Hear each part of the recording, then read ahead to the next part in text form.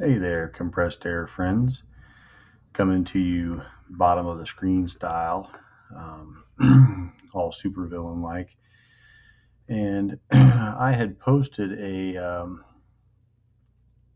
thing the other day kind of talking about ways service techs can leverage their Microsoft account that they most likely already have through their employer. For the most part, I feel like Microsoft accounts for technicians are kind of a giant waste because it ends up you're paying for an entire Microsoft account for a technician to have email. So, in order to remedy that, I floated the idea of doing some classes for technicians on Microsoft Office, how we can leverage it and help our work in the field. And so I thought, well, hell, everybody loves a freebie. So, what we're going to make tonight is we're going to make probably the most useful form that I have in my arsenal of things I have made on Microsoft Office. This is my customer follow-up form. I literally use this daily out in the field, and it's super easy to make. If you guys follow along with me step by step here, and you'll be able to um, utilize this in the field and make it work for you.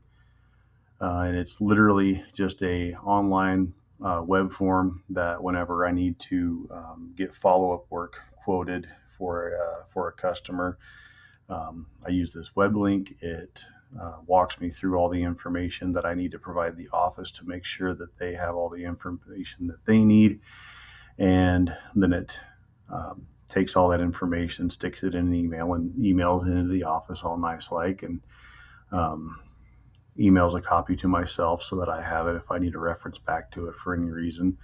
So what we're going to do tonight is this will be a this will actually end up probably being a series of clips where in this first one we are going to actually create the online form um, that we're going to use as the starting point. And then after we make the form, we will move over to Power Automate, where we will build the automation based on the form that will take all that information and put it into an email and send it off. So without further ado, here we go.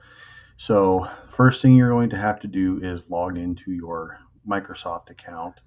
Um, if you've never done that before on the web, it's just as simple as Googling Office 365, entering your credentials, which is going to be your email and whatever password you came up with for your email, you know, 10,000 years ago when you set the account up. That will get you logged in. From there, I'm not sharing that screen on here right now, but maybe it'll let me if I come over here. Yeah, let's share this tab. So this is what you're going to see when you log in.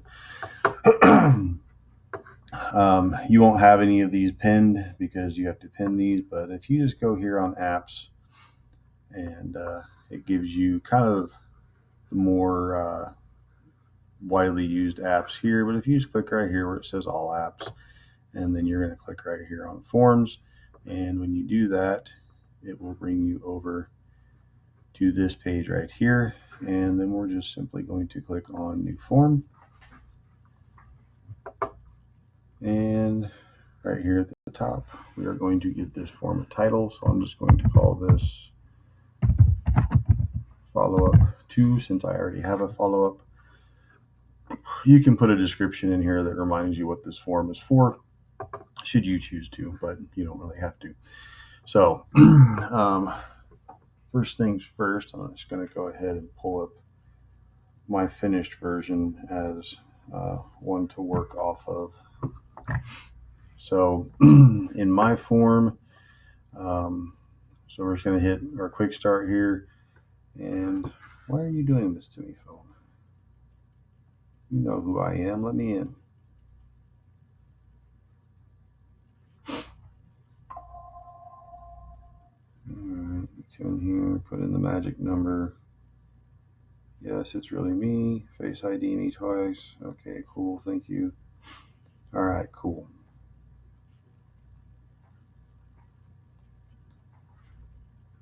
All right, so basically all these here are just different types of responses that we can give to this form question. We're just going to choose just regular text, and first question obviously is going to be our customer name. And if you feel like you want to extend the number of characters given for this, you can click this. Customer name's probably going to be pretty short, so no reason for that. And we are going to make that a required field, which means we can't submit the form unless we answer that question. All right, so next question. Once again, we're going to go text. Stop fighting me, phone. So this is one I put in. This is just repair priority. And I'm messing up already. See, that shouldn't have been text. What that should have been was choice. And repair priority. And again, I mean, you guys can, this is your form. You can make it say whatever you want. Option 1 I have as be nice if I could type tonight. Machine down / client down.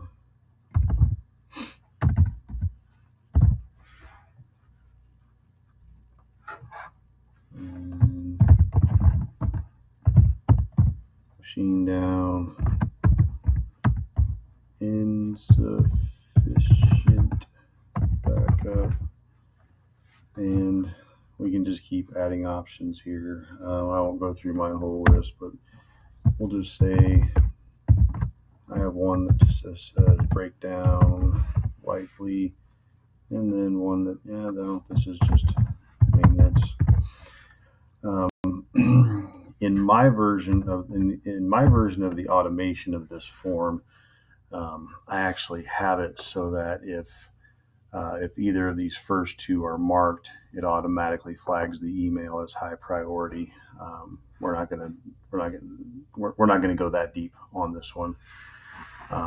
We're just going to give you some basic functionality. Let me check my timer here. All right, I got a few minutes yet. So here's where we're at if you're just catching up. And then once again, this is going to be marked required. And on to the next question, which is going to be for me, text. And this is my work order number of the job I'm currently on. That way, if the office needs to reference back to this work order for whatever reason, they can. And once again, we're going to go text, and we're going to give our contact on site. And again, we're going to make this required. Now, these next two fields I do not make required for the simple fact. So contact phone, we're going to uncheck that, and then we're going to go text and contact email. These are not required for the simple fact that most of the time the office will have this information. If they just know who you're dealing with, they can usually look this stuff up. The only time I give this is if the contact on site that I have does not match what's on my work order. Then I'll get this information just in case the office doesn't have it. But generally, the contact on site is going to be whoever the office says your contact is in your work order. So you don't really need this, but I have it there just in case. All right. Now we get into the machine information. Obviously, we want to know who made this thing. Machine make, and we are going to make that required. Next question. Why do I keep capitalizing both letters? Machine model. Come on, fingers. And we're going to leave that required. And then, of course, we want... would you stop capitalizing that? Machine serial. And then these next couple of fields, I don't always put them in because it's not always really needed. But so, for example, if you're working on a Kaiser, the model and serial number are not that critical so much as the part number of the machine is critical in getting information. And then I also have a slot for the machine BOM if applicable. Let me check my timer. All right, doing good. Next up on the form. All right, so now we get into the nitty-gritty of what exactly are we recommending. So the repair or repairs recommended, and this is going to be required. And then again, we're going to go text, and we are going to go parts and materials needed. This is where I'm going to put my list of what I need to fix this machine, along with part numbers if I can get them, and then we go from there. All right, next is going to be another text. Number of texts needed for repair. Nope, not repair, repair. And do you need one tech, two techs, three techs, whatever. Next I put on here number of hours on site for each tech.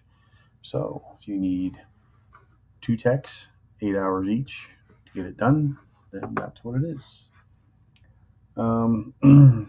I made another choice, and I just put in here repair difficulty, and I just try and make this kind of simple. Is this any tech can do this, or does this require experience?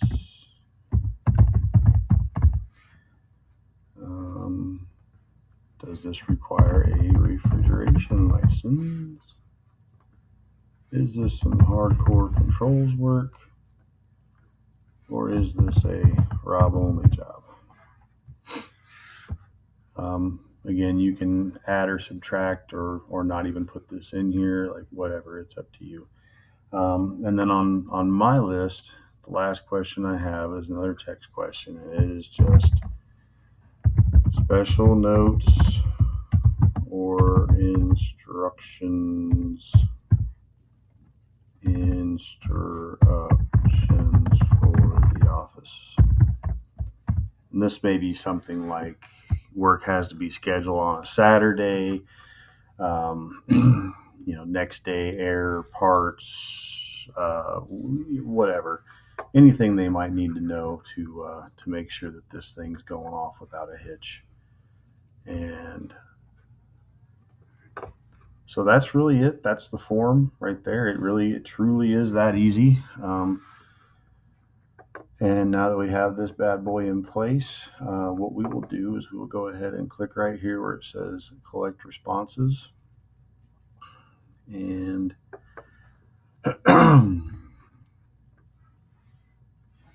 you can click here and just email this bad boy right to yourself. And that is going to be important later. But what is important right now is that this says it is saved. So we are ready to rock. We are done with